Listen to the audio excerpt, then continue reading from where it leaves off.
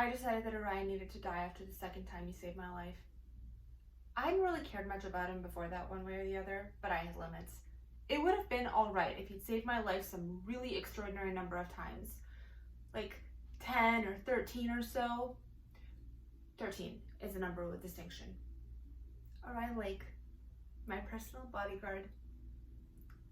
I could have lived with that, but we'd been in this Skullman's almost 3 years by then, and he hadn't shown any previous inclination to single me out for special treatment.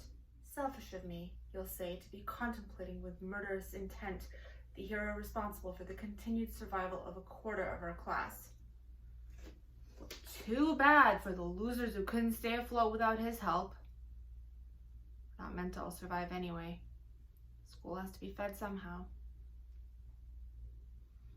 But what about me, you'll say, given that I needed him to save me. Twice, even. And that's exactly why he had to go.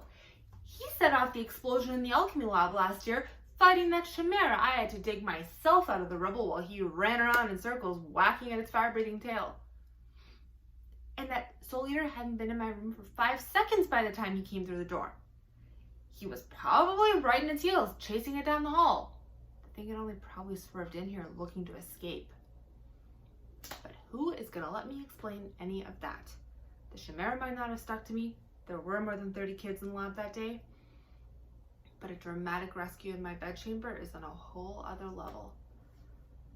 As far as the rest of the school is concerned, I've just fallen into the general mass of hapless warts that Orion Lake has saved, and that was intolerable.